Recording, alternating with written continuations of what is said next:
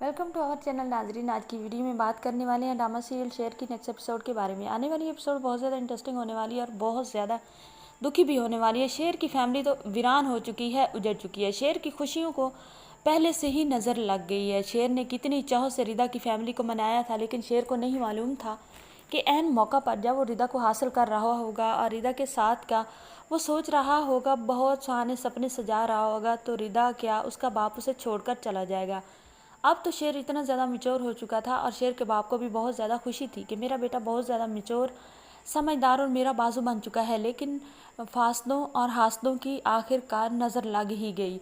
जो होते हैं फाहद लोग, वो एक्सीडेंट करवा देते हैं। एक्सीडेंट के साथ साथ जो होता है शेर का वालिद, वो तो इस दुनिया से चला जाता है। लेकिन शेर की वालदा इस सदमे को अपने दिल पर ले लेती है, न बोलती है न किसी से बात करती है। दूसरी तरफ आप देखने वाले हैं कि जो है फजर, वो अब यहाँ पर शेर की हेल्प करने वाली है। जब शेर को मेंटल हॉस्पिटल में एडमिट करवाया जाता है, डॉक्टर उसकी कोई परवाह ही नहीं करते, क्योंकि वो यही समझते हैं कि ये जो केस है ये बहुत मुश्किल है, लास्ट स्टेज पर है। और शेर के साथ बहुत ज़्यादा बुरा भी किया जाता है, मतलब उसको सताया जाता है, कमरे में बंद किया जाता है उसके बाप की डेथ के बाद। जब पता चलता है बाबर ज़मान को कि शेर अपनी याददाश्त खो चुका है, डॉक्टर के मुंह से ये बात निकली है और सारी फैमिली में सुन ली है कि शेर याददाश्त खो चुका है, उसको दिमागी चोट आई है, तो इसी बात का अब फ़ायदा उठाता है जो होता है शेर का चाचू।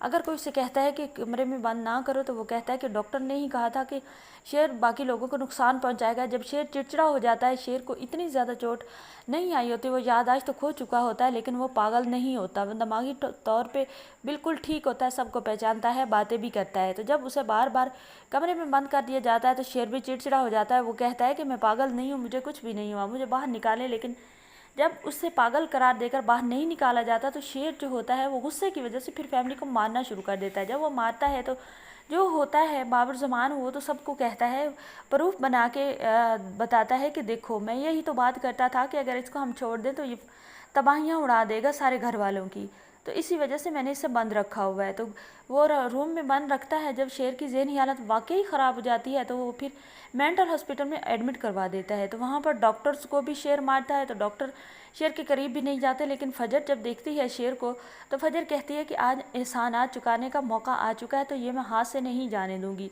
फजर जो होती है वो शेर को बहुत मोहब्बत के साथ ट्रीट करती है। फजर को भी शेर मारता है, लेकिन फजर इस बात को बिल्कुल भी फील नहीं करती। फजर कहती है कि अगर मेरी ज़िंदगी रही तो मैं आपको यहाँ से सेहतयाब करके घर भेजूँगी।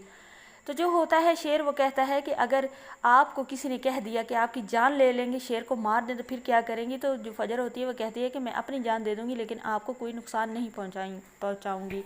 तो ऐसा ही होता है। फजर का बाप कहता है कि शेर को मार दो, लेकिन फजर कहती है मैं अपनी जान तो दे सकती हूँ एक अच्छी डॉक्टर होने के नाते, लेकिन शेर की जान नहीं लूँगी।